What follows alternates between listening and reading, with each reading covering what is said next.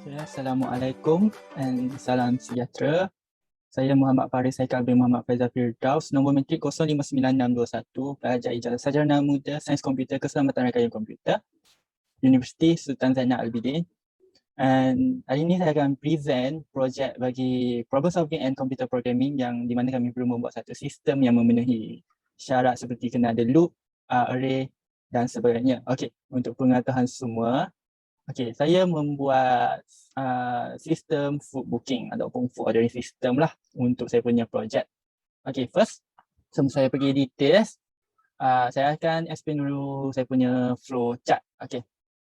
Okey, ini flow chart saya. Okey, kalau kat atas boleh tengok dia start dekat sini, di mana customer boleh memilih sama ada untuk order atau untuk order dia boleh memilih untuk tengok melihat menu gallery lah. Okay, kalau user memilih untuk order through, then dia akan pergi ke page sign in di mana user boleh memilih sama ada nak sign in ataupun nak sebagai guest order. Okey, kalau user memilih sign in, di sini saya declare email dengan password di mana user kena input email dengan password.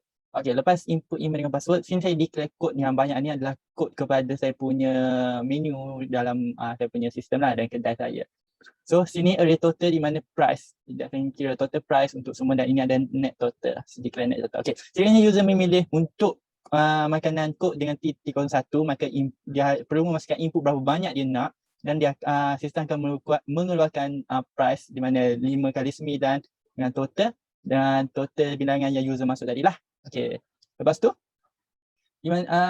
kalau dia tanya kod T01, dia akan pergi ke bawah ni lah. Mana kod mana yang dia nak. Kod tu berdasarkan pilihan makanan dia lah. Dengan harga yang berbeza. Dan dia perlu memasukkan total makanan dia nak. Okey, kat bawah ni adalah net total di mana di sini array. Bila dia array, dia akan kumpul semua data yang user nak dan kat sini dia akan calculate dan berapa semua output net total. Okey, lepas dia nak proceed order, okey, dia boleh memilih untuk reset. Bila dia reset, dia akan net total tu, semua net total akan jadi kosong balik lah. Dia akan output net total kosong. Daripada sini kali kosong, kosong balik. Ataupun untuk proceed terus, dia boleh, di sini saya declare recipient name, address dengan state, integer, postcode, masa dengan tarikh. Sini dia boleh input dekat, input apa ni, input dia punya details lah untuk hantar, nak hantar ke mana. Okey. Dia punya dia seperti nama, address, postcode, tarikh dan masa. Okey, kat bawah ni pula. Okey, sekiranya semua detail telah diisi, dia akan proceed ke payment. Kalau tidak, dia akan mengeluarkan message, please enter all details. Okey, lepas tu pergi kepada payment. Kalau dia nak proceed dengan payment, dia akan pergi ke sama ada cash on delivery. Kalau dia tak nak payment, dia cancel. Sekiranya dia cancel lah kan. Kalau dia cancel, maka dia akan end lah sistem tu, balik ke homepage. Kalau dia nak proceed ke payment, dia akan sama ada nak cash on delivery. Kalau tak, dia akan pergi ke touch and go e-wallet. Kalau ya, dia akan pop up lah message untuk cash on COD, ataupun kalau touch and go, dia akan masukkan ping dengan output payment successful. Dan last kali page di mana terima kasih kerana purchase. Okey, dan sistem pun berakhir. Okey, ini untuk flowchart. Manakala untuk pseudocode pula. Okey, ni dia punya pseudocode declaration dekat sini. Mula ni if statement yang dimasukkan array.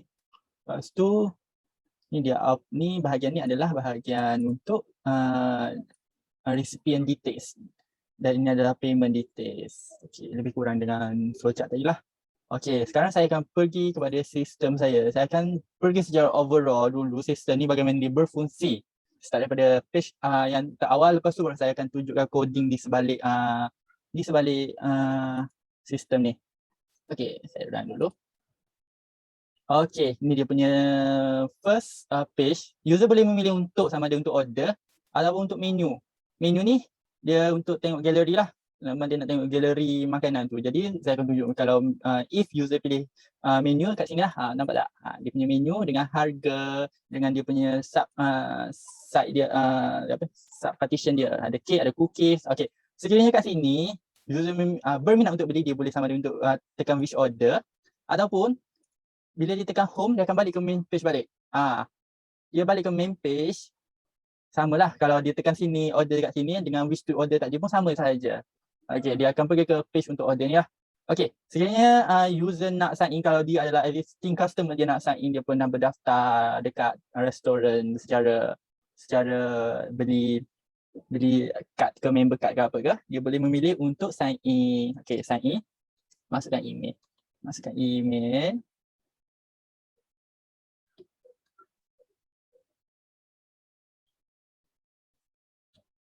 Okay. Okay, kat sini, sekiranya dua details tu tak terisi, maka dia tak boleh proceed lah. Maknanya dua-dua kena isi. Sekurang-kurangnya dua-dua. Okay. Isi. Okay, dia akan mengizinkan. Ataupun kalau dia tak nak isi, dia adalah satu user baru dan dia tak nak sign in dekat kedai, tak nak sign up dekat kedai ke, dia boleh pilih untuk just order. Just order di mana tak boleh isi apa-apa. Sebagai gas saja. Hanya untuk express check out. Okay, kat sini sekali lagi user boleh tengok, boleh lihat dia punya menu lah. Dia punya menu dengan harga, dengan kod kat atas ni penting. Dia akan kod. Okay, ni kat bawah ni mewakili harga lah. Mewakili harga. Okay, contoh dia berminat untuk beli dark chocolate almond, tik saja dark chocolate almond dengan bilangan berapa dia nak beli, 5 ke. Okay, lepas tu dia nak beli kek satu. Kek satu.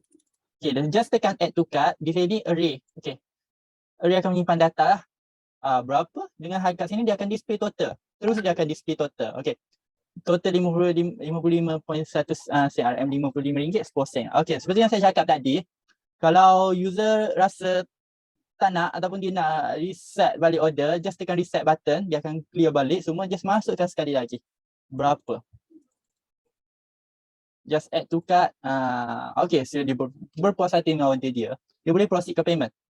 Proceed ke payment sini adalah page di mana customer tu ataupun user tu perlu isi untuk details benda tu dihantar ke mana. Kepada siapa, ke mana. Okay, contoh saya nak hantar kepada Amirul Hakimi. Amirul Hakimi. Okay. Alamat dia, masukkan alamat dia.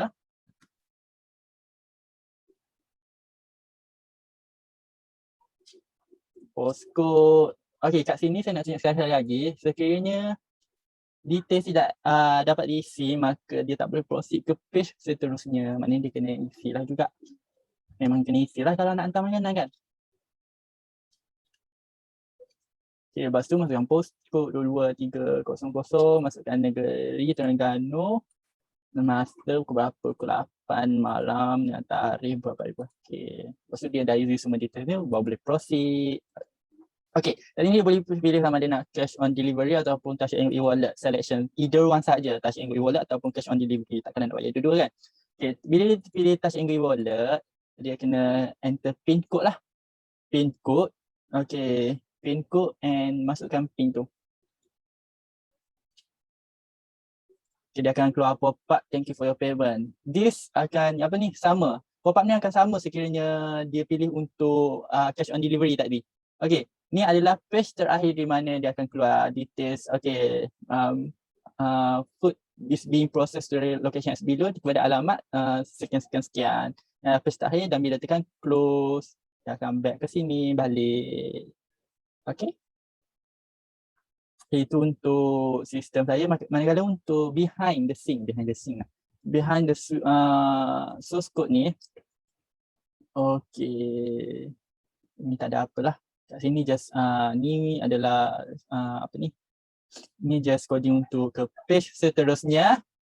Okay, kat sini dia sini pun sama, page seterusnya.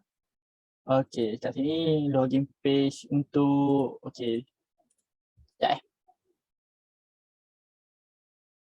Okay, kat sini di mana ni? Saya masukkan coding ni adalah coding untuk sekiranya detail yang isi, maka kalau empty maka dia akan keluar pop-up message. Selain ini adalah coding untuk page seterusnya. Ini pun coding adalah untuk page seterusnya. Sama saja. Okay. Lepas tu untuk page ni. Okay.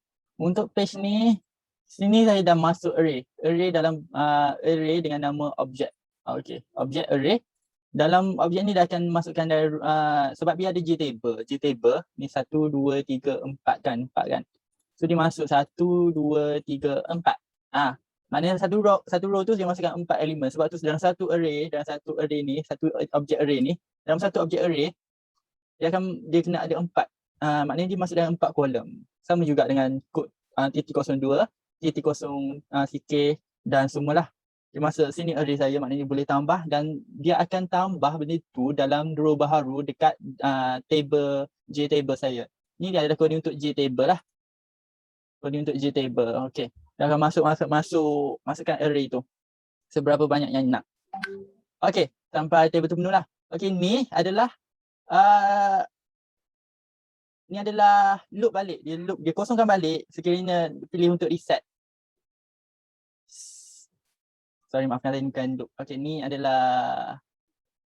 adalah coding untuk pengiraan daripada atas dia masuk, dia sum dia sum semua array total untuk bahagian total saja. Dia sum dan dia akan display dekat satu box. Dekat box display tadi. Okey. Dan untuk coding reset adalah sini. Jadi semua button, semua spinner, JTable ada di set kepada kosong balik. Dan sini dia display ni pun di set kepada kosong balik lah. Sini untuk button reset. Sekiranya tekan reset. Okey. Lepas tu dekat belakang ni, saya tunjuk balik skrin ni macam tadi. Skrin ni tidak isi, maka dia akan keluar error message. Kena isi, wajib isi semua. Ni adalah coding untuk ke next page. Ni adalah coding untuk next page, benda yang sama. Okay, untuk page ni tak ada banyak sangat lah. Cuma tak ada banyak sangat. Okay. Untuk page ni adalah page payment method. Okay, sini adalah selection. Sama ada memilih touch and go. If selection is selected, maka dia tak boleh memilih button radio button COD.